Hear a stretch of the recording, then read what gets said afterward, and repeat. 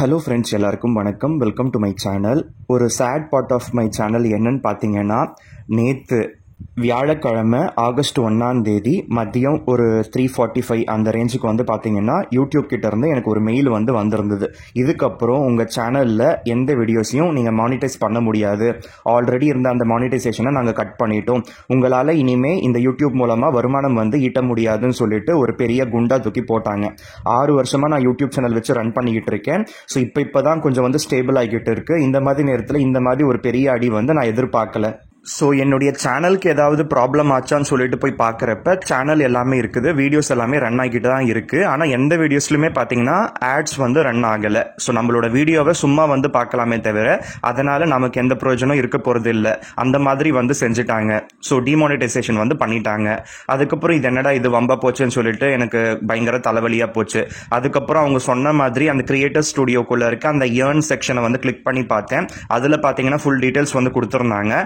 ஆனால் அவங்க அனுப்பியிருந்த அந்த இமெயிலே பார்த்தீங்கன்னா எல்லா டீட்டெயில்ஸுமே இருந்தது.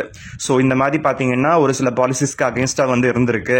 அதனால் பார்த்தீங்கன்னா உங்களோட மானிட்டைசேஷனை டிசேபிள் பண்ணிட்டோம் சொல்லிட்டு தெளிவாக போட்டிருந்தாங்க. இதுக்கு மேலே இந்த அப்பீல் பண்ணுறதா இருந்தாலோ இல்லைனா வாட் எவர் இட் இஸ், நீங்கள் அதுக்கு நடுவில் வேற ஏதாவது உங்களோட சேனல்ஸ் எல்லாம் ப்ரொமோட் பண்ணக்கூடாது, இங்கே இருக்க ஆடியன்ஸ் எல்லாம் அங்கே டைவர்ட் பண்ணக்கூடாது. அந்த மாதிரிலாம் பண்ணீங்கன்னா உங்களோட எல்லா சேனலுமே டெர்மினேட் பண்ணிடுவோம், அதுக்கப்புறம் உங்களுக்கு தான் பிரச்சனையாக போகும்னு சொல்லிட்டு இந்த மாதிரி ஏகப்பட்ட அக்கப்போர் அந்த இமெயில போட்டு வச்சிருந்தாங்க. இதெல்லாம் பார்த்ததுக்கு அப்புறம் தலைவலி இன்னும் அதிகம் தான் ஆச்சு. ஸோ நம்மளோட வீடியோஸ் எல்லாத்தையுமே பார்த்தீங்கன்னா ஆட்டோமேட்டிக் சிஸ்டம் யூஸ் பண்ணி அவங்க செக் பண்ணுவாங்க போல. அது மட்டும் இல்லாமல் மேனுவல் ரிவ்யூவர்ஸும் இருப்பாங்க போல, அவங்களும் செக் பண்ணுவாங்க போல. அந்த மாதிரி செக் பண்ணதில் என்னுடைய சேனலில் ஒரு சில வீடியோஸ் ரீயூஸ்டு கண்டென்ட் கீழே வருதா சொல்லிட்டு அவங்க போட்டிருந்தாங்க. அவங்க என்ன பார்த்தீங்கன்னா பொதுவாக தான் போட்டுட்டாங்க. எந்த வீடியோ இந்த மாதிரி ப்ராப்ளம்ல இருக்குன்னு சொல்லிட்டு அவங்க தெளிவாக போடவே இல்லை.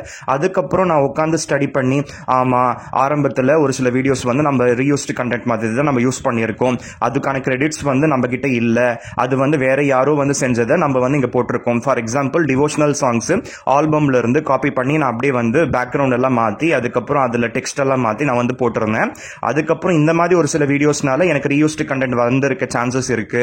அது மட்டும் இல்லாமல் தேவயானி மேடமோட ஒரு சேரிட்டி ஈவெண்ட்டுக்கு போயிருந்தப்ப அவங்க இருந்த அந்த வீடியோஸ் எல்லாம் கூட நான் எடிட் பண்ணி நான் ஒரு ஷார்ட்டை போட்டிருந்தேன். அதில் நான் என்ன தப்பு செஞ்சுட்டேன்னா அதை அப்படியே நான் எடிட் பண்ணி நான் ஷார்ட்டை நான் போட்டுட்டேன்.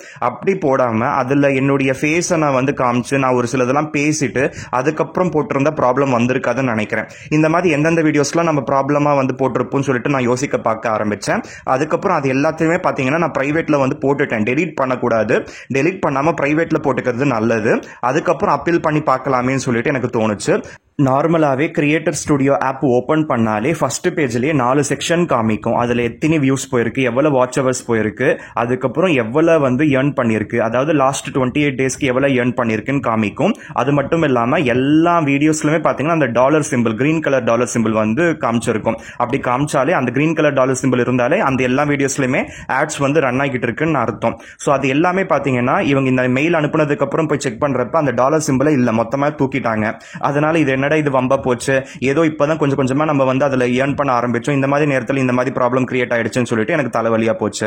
ஸோ இது எல்லாத்தையும் நம்ம மறந்துட்டு ஒரு சிலருக்கு கால் பண்ணி பேசியிருந்தேன். அதுல பாத்தீங்கன்னா சித்ரா முரளி மேம் இருக்காங்க இல்லையா, அவங்க ஹஸ்பண்டுக்கு கால் பண்ணி பேசியிருந்தேன். அவருக்கு தெரியலப்பா, எங்களுக்கு இதெல்லாம் தெரியாது அப்படின்னு சொல்லிட்டு சொல்லியிருந்தாரு. மேபி நீ ஆன்லைன்லேயே செக் பண்ணலாம், நிறைய பேர் வீடியோஸ் போட்டிருப்பாங்க இல்லையா, இல்லைன்னா யூடியூப்க்கு சாட் பண்ணி பாரு அப்படிலாம் சொல்லியிருந்தாரு. அதுக்கப்புறம் பாத்தீங்கன்னா என் ஃப்ரெண்டு ஒருத்தனும் பாத்தீங்கன்னா ரொம்ப நாளா யூடியூப் சேனல் வச்சு ரன் பண்ணிக்கிட்டு இருக்காரு. அவருமே ஒரு சக்சஸ்ஃபுல் யூடியூபர் தான். அவர்கிட்ட பாத்தீங்கன்னா வாட்ஸ்அப் குரூப்லாம் இருக்குது. அந்த குரூப்லலாம் பெரிய பெரிய யூடியூபர்ஸ் கூடலாம் அவர் இருக்காரு. பட் என்னை பொறுத்தவரை அந்த மாதிரி குரூப்ஸ்ல எதுலையுமே நான் இல்லை. நான் முழுக்க பாத்தீங்கன்னா தனியாக தான் நான் யூடியூப்ல நான் வீடியோஸ் அப்லோட் பண்ணிக்கிட்டு இருக்கேன். அது நான் யாருக்கு ஷேர் பண்ணாலும் பார்க்கவும் மாட்டேங்கிறாங்க. அது ஆட்டோமேட்டிக்கா யூடியூப் சஜஸ்ட் பண்ணி எல்லாரும் பார்த்தா தான் உண்டு, இப்படிதான் ஓடிக்கிட்டு இருக்கு. அதனால அவங்க 2 பேர்கிட்ட நான் கால் பண்ணி பேசியிருந்தேன். ஸோ ஃப்ரெண்டு கூட பாத்தீங்கன்னா பேரலா புதுசா ஒரு சேனல் கிரியேட் பண்ணி அதுல முன்னுக்கு வரப்பாரு, இப்பெல்லாம் யூடியூப்ல பாலிசிஸ் எல்லாம் மாறி போச்சு, புதுசா வர யூடியூபர்ஸ்க்கெல்லாம் அவங்க சான்ஸ் கொடுக்குறாங்க, அதனால நிறைய பேர் தூக்கிடுறாங்க போல அப்படி இப்படின்னு சொல்லி பயன்படுத்திட்டாரு.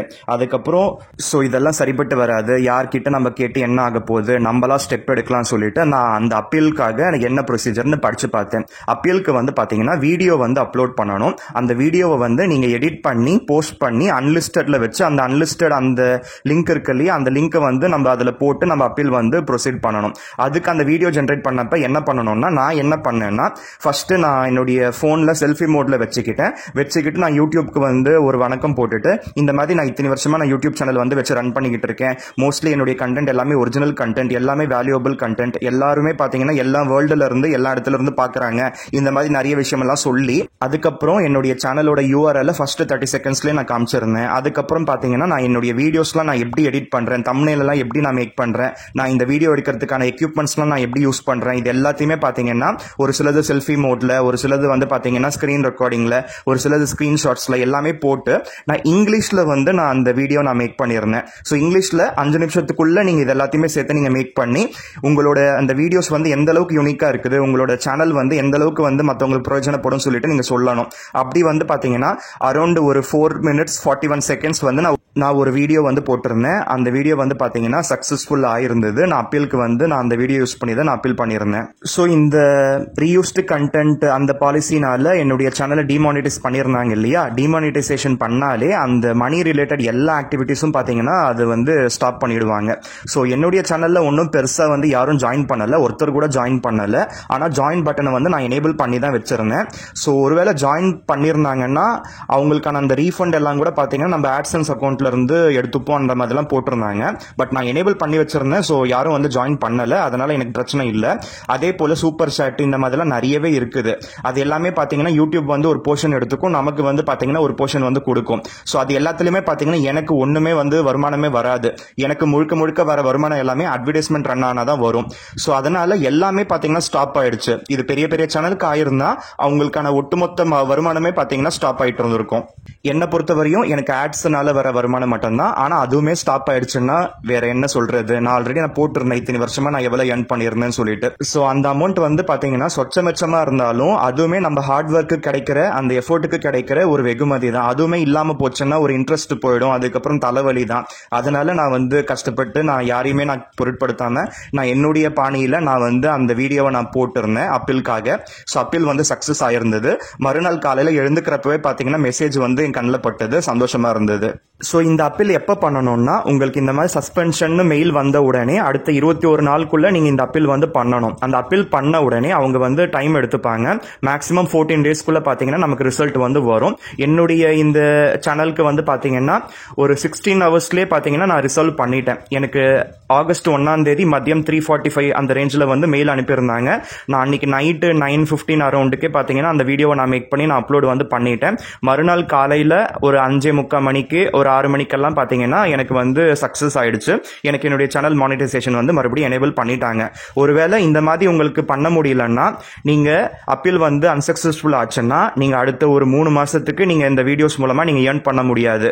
அந்த 3 மாதத்துக்குள்ள உங்களோட சேனலில் இருக்க எல்லா தேவையில்லாத அன்னெசரி வீடியோஸ் ஏதாவது போட்டிருந்தீங்கன்னா அதெல்லாமே டெலிட் பண்ணிட்டு அதுக்கப்புறம் நீங்கள் ரீஅப்ளை பண்ணி அது சக்ஸஸ் ஆச்சுன்னா உங்களுக்கு மானிட்டைசேஷன் வந்து எனேபிள் பண்ணுவாங்க. அந்த மாதிரி நேரத்தில் உங்களால் வந்து ஒரு 3 மாதத்துக்கு நீங்கள் மணி ஏர்ன் பண்ண முடியாது. அதுக்கப்புறம் நீங்கள் வந்து அப்பீல் பண்ணி அவங்க வந்து அக்செப்ட் பண்ணி அதுக்கப்புறம் ஓகே ஆச்சுன்னா தான் உங்களால் ஏர்ன் பண்ண முடியும். இது எல்லாமே பார்த்தீங்கன்னா ஒரு பெரிய தலைவலி. இது அப்பீல் பண்ணி நீங்கள் அன்சக்ஸஸ்ஃபுல்லும் ஆகலாம். ஒருவேளை நீங்கள் அந்த டேர்ம்ஸ் அண்ட் கண்டிஷன்ஸ்லாம் கரெக்டாக நீங்கள் ஃபாலோ பண்ணியிருந்தேன்னா உங்களுக்கு சக்ஸஸும் ஆகலாம். ஆனால் அந்த ஒரு 3 மாதம் உங்களால் மணி ஏர்ன் பண்ண முடியாது, தலைவலியோடு தான் இருக்கணும். ஆனால் எனக்கு பார்த்தீங்கன்னா ஃபார்ச்சுனேட்லி நான் அந்த அப்பீல் வீடியோ நான் போட்டதுனால அதில் ஸ்பெசிஃபிக்காக நான் எல்லாத்தையுமே நான் காமிச்சதுனால அவங்க பார்த்தீங்கன்னா என்னுடைய அப்பீலை வந்து ஏற்றுக்கிட்டு என்னுடைய சேனலில் மானிட்டைசேஷன் மறுபடியும் எனேபிள் பண்ணி விட்டுருக்காங்க. ஸோ இந்த வீடியோ நான் மேக் பண்ணி போட்டதுக்கான ரீசன் பார்த்தீங்கன்னா நம்ம தமிழ் மக்கள் யாராவது யூடியூப் சேனல் வச்சு அவங்களுக்கு இந்த மாதிரி இஷ்யூஸ் வந்திருந்தால் கண்டிப்பாக இது எல்லாத்தையும் ஃபாலோ பண்ணி அவங்களும் அவங்களோட சேனலை வந்து தக்க வச்சுப்பாங்க, அவங்களோட சேனல் மூலமா வருவாய் வந்து ஈட்டுவாங்கன்னு சொல்லிட்டு ஒரு நல்ல எண்ணத்தோட தான் நான் போட்டிருக்கேன். இதை நான் நினைச்சிருந்தேன்னா இங்கிலீஷ்ல கூட போட்டிருக்கலாம், ஆனால் நான் தமிழ்ல தான் போட்டிருக்கேன். இது எல்லாருக்கும் பிரயோஜனப்படட்டும் சொல்லிட்டு ஒரு நல்ல எண்ணத்தோட தான். ஸோ இதுக்கு முன்னாடியும் பார்த்தீங்கன்னா என் சேனலை வந்து ஒரு சிலர் ஹேக் பண்ணிட்டாங்க. அந்த நேரத்திலையும் பார்த்தீங்கன்னா எனக்கு ஒரு 2-3 டேஸ்க்கு என்னுடைய சேனல் வந்து மானிட்டைசேஷன் பண்ண முடியல. என்னுடைய சேனல் வந்து ஹைட்ல இருந்தது. இந்த மாதிரி ஒரு யூடியூப் சேனல் வச்சு ரன் பண்ற எல்லாருக்குமே ஏகப்பட்ட ப்ராப்ளம்ஸ் கிரியேட் ஆகலாம். அந்த ப்ராப்ளம்ஸ் எல்லாமே பார்த்தீங்கன்னா நம்ம ஃபேஸ் பண்ணி அதுல இருந்து வெளியில வர பழகிக்கணும். ஸோ இந்த வீடியோல சொன்ன தகவல்கள் எல்லாமே உங்க எல்லாருக்கும் பிடிச்சிருந்தா மறக்காம இந்த வீடியோக்கு லைக் பண்ணுங்க, உங்க ஃப்ரெண்ட்ஸ் அண்ட் ஃபேமிலி மெம்பர்ஸ்க்கு ஷேர் பண்ணிக்கோங்க.